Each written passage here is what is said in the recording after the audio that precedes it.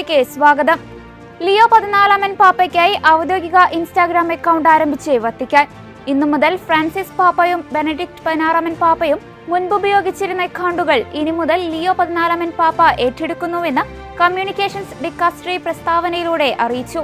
അതേസമയം സോഷ്യൽ നെറ്റ്വർക്കായ ഇൻസ്റ്റാഗ്രാമിൽ ഒരു പുതിയ അക്കൗണ്ട് പാപ്പ തുറന്നിട്ടുണ്ട്. 2012 ഡിസംബർ 12 അന്നത്തെ ട്വിറ്ററിൽ ബെനഡിക്ട് 16 പാപ്പ പൊന്തിഫിക്സ് അക്കൗണ്ട് ആരംഭിച്ചതോടെയാണ് സോഷ്യൽ മീഡിയയിൽ പാപ്പമാരുടെ സാന്നിധ്യം തുടങ്ങിയത് എന്ന് വത്തിക്കാൻ അനുസ്മരിച്ചു. ജൂബിലി ആഘോഷത്തിനായി വത്തിക്കാനിലേക്ക് പൗരസ്ത്യ കത്തോലിക്കരെ സ്വാഗതം ചെയ്ത് ലിയോ 14 പാപ്പ.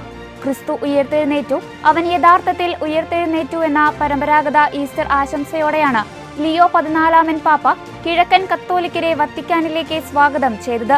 അതേസമയം പൗരസ്ത്യ സഭകൾ സംരക്ഷിക്കുന്ന അതുല്യമായ ആത്മീയവും ജ്ഞാനപരവുമായ പാരമ്പര്യങ്ങൾക്കും ക്രിസ്തീയ ജീവിതം, സിനഡാലിറ്റി, ആരാധനക്രമം എന്നിവയെക്കുറിച്ച് അവ നമ്മോട് പറയാനുള്ള എല്ലാത്തിനും വേണ്ടിയും അവയെ വിലമതിക്കുകയും ബഹുമാനിക്കുകയും ചെയ്യണമെന്ന ഫ്രാൻസിസ് പാപ്പയുടെ ബോധ്യം അദ്ദേഹം വീണ്ടും ഉറപ്പിച്ചു പറഞ്ഞു.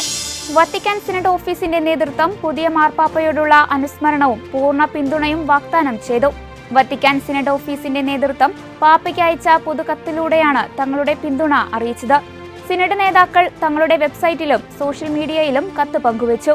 അതേസമയം ലിയോ 14 പാപ്പയുടെ മാർഗനിർദ്ദേശപ്രകാരം സിനഡൽ യാത്ര തുടരുന്നുവെന്നും സഭയുടെ വളർച്ചയെ സഹായിക്കുന്നതിനെ പാപ്പ നിർദ്ദേശിക്കുന്ന കാര്യങ്ങളെ ആത്മവിശ്വാസത്തോടെ ഉറ്റുനോക്കുന്നുവെന്നും സിനഡിന്റെ ജനറൽ സെക്രട്ടേറിയറ്റ് കത്തിൽ പരാമർശിച്ചു. സെക്രട്ടറി ജനറൽ കർദിനാൾ മാരിയോ ഗ്രച്ചും മറ്റ് 2 സെക്രട്ടറിമാരും ഒപ്പിട്ട ഈ കത്ത് 2021 സിനഡാലിറ്റിയെക്കുറിച്ചുള്ള സിനഡ് ആരംഭിച്ചതു മുതൽ കടന്നുവരുന്ന കാര്യങ്ങൾ വിശദീകരിക്കുന്നു.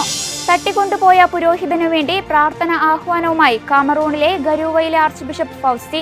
ഫാദർ എംബംബറയും ഇപ്പോഴും തട്ടിക്കൊണ്ടുപോയവരുടെ കൈകളിലാണ്.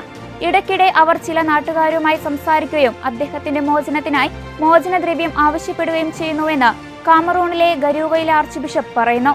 മാഡിൻ ഗ്രിഗിലെ സെന്റ് ജോൺ ദി ബാപ്റ്റിസ്റ്റ് പള്ളിയിലെ ഇടവക വികാരിയെ മെയ് 7 തട്ടിക്കൊണ്ടുപോയത്. മെയ് 11 ഞായറാഴ്ച ഫാദർ എംബെംബേറമിനായി പ്രത്യേക പ്രാർത്ഥന നടത്താൻ അതിരൂപതയിലെ എല്ലാ ഇടവകകളോടും ആർച്ച് ബിഷപ്പ് ആവശ്യപ്പെട്ടു.